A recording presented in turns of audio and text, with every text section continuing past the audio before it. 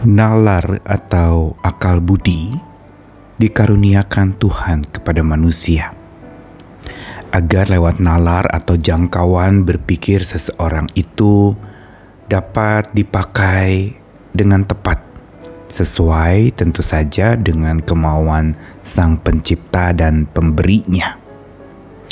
Namun tidak jarang, bahkan banyak kali, orang memakai nalarnya atau akal budinya untuk menyelesaikan sebuah masalah atau mencari solusi dari persoalan hidupnya, suka lupa untuk sadar bahwa nalar itu serba terbatas. Jangan lupa, setelah manusia yang dipenuhi dengan dosa, keinginan daging, maka nalar yang digunakannya pun sesungguhnya sudah rusak. Solusi yang lalu dicari-cari oleh banyak orang pun, kalau tidak diuji di hadapan Tuhan, maka solusi itu berangkat dari nalar yang sudah penuh dosa.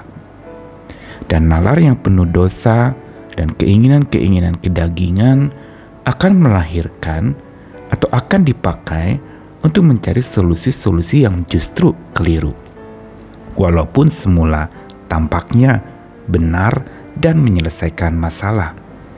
Tetapi bila mau lebih jujur lagi, kita harus sadar bahwa Tuhan Sang Pemberi nalar itu bukan menghendaki untuk kita hanya berjuang cari solusi menurut maunya kita, tapi Dia mau kita menemukan solusi yang menurut maunya Dia.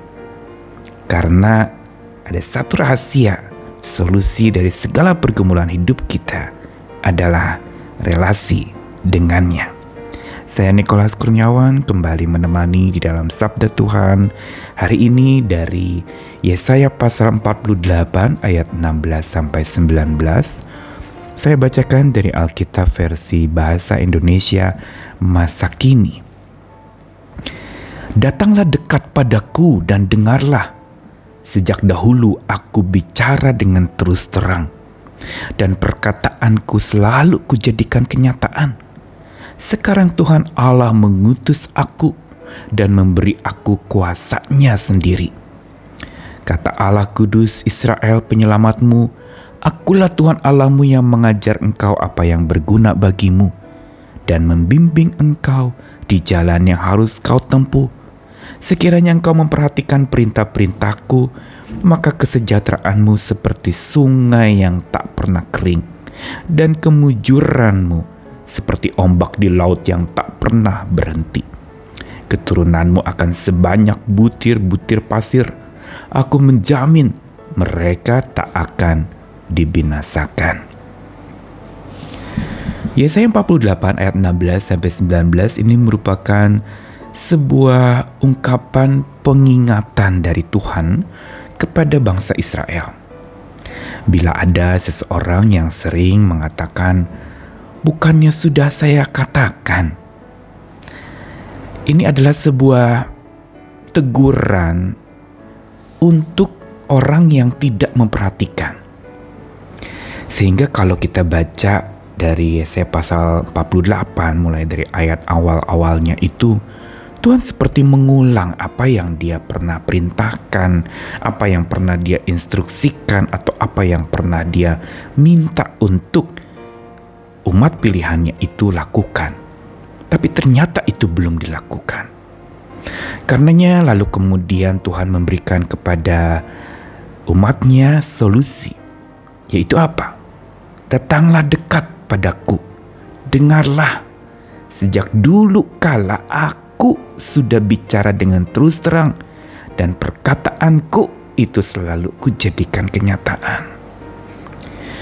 Tuhan seperti mengulang dan mengingatkan lagi, bukankah aku sudah pernah katakan kepadamu? Bukankah aku sudah pernah firmankan kepadamu? Tapi engkau tetap saja masih belum mau memperhatikan, mendengarkan, dan melakukan.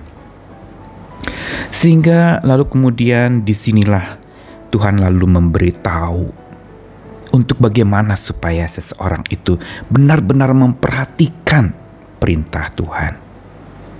Yaitu Tuhan mau ia datang mendekat kepada Tuhan dan mendengarkan Tuhan. Atau kalau mau dirangkum, kata-kata ini adalah sebuah undangan untuk membangun sebuah relasi yang dekat dengan Tuhan. Kan dengan terbangunnya relasi yang dekat dengan Tuhan, maka seseorang bukan saja tahu akan perintah dan perkataan Tuhan, tetapi juga memperhatikan, bahkan melakukannya di dalam kehidupan. Karenanya Tuhan ingatkan dengan mengatakan bahwa Aku Tuhan Allahmu yang mengajarkan apa yang berguna bagimu. Tuhan seolah mengatakan bahwa semua yang ku pernah katakan itu semua ada gunanya buatmu. Dan bukan saja berguna, tapi itu juga membimbingmu di jalan yang harus kau tempuh.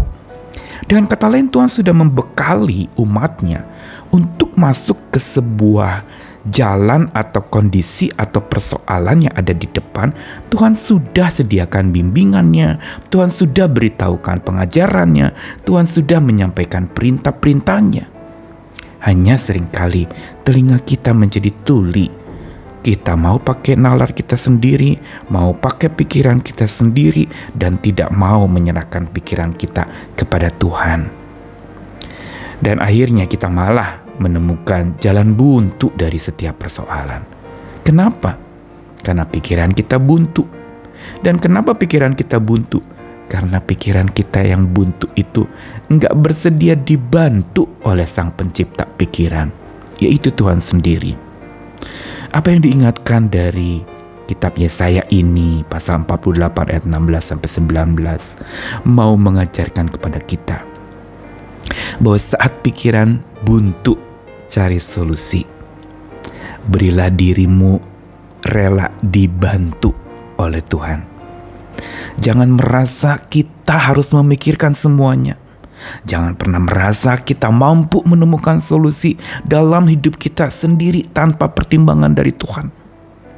Ingatlah, Tuhan justru tidak henti memberi diri berelasi dengan kita. Mengapa demikian? Mengapa Dia ulang-ulang katakan, datanglah kepadaku, mendekat kepadaku, dengarkanlah aku. Semua ini adalah sebuah undangan untuk terbangunnya sebuah relasi dengan Tuhan. Mengapa sampai berulang-ulang Tuhan ingin membangun relasi itu atau memberi diri untuk berelasi dengan kita? Bahkan kalau Dia boleh disebut sebagai Bapa, bukankah ini menunjukkan Allah kita adalah Allah yang ingin dekat seperti ayah dengan anaknya? Dan karena itu, pelajaran hari ini adalah ingat bahwa relasi dengan Tuhan adalah solusi dari Tuhan. Tuhan mau lewat pergumulan hidup kita bukan pakai nalar kita yang terbatas semata. Tetapi datanglah kepada Tuhan, hiduplah dalam hikmat-Nya, dengarkanlah apa yang menjadi nasihat-Nya, ikutilah instruksinya, lakukanlah segala perintah-Nya, dan ini semua menjadi satu kesatuan relasi yang bertumbuh dengan Tuhan. Dan itulah solusi dari segala pergumulan hidup kita. Bukan tentu saja relasi itu berarti kita berdoa lalu instan dan otomatis solusi akan muncul di depan mata kita. Tentu saja bukan seperti itu. Tapi relasi yang berangsur-angsur dilakukan terus-menerus tanpa henti, itu adalah solusi yang Tuhan tawarkan. Dan itu adalah solusi yang paling jitu untuk supaya hidup kita bisa mampu menyelesaikan masalah, bukan dengan kekuatan kita, tapi bersama dengan Tuhan, Allah yang melampaui segala pergumulan hidup kita. Karenanya, pola pikir imani yang perlu kita bangun hari ini adalah pola pikir yang bergantung penuh kepada Allah. Karena hanya bergantung kepadanya lah kita akan menemukan keagungan akan jalan keluar yang Tuhan sediakan untuk setiap kita, yaitu bertumbuh dalam relasi yang dekat dan mendalam dengan Tuhan. Selamat terus makin dekat, makin akrab, makin karib dan intim dengan Tuhan kita. Amin.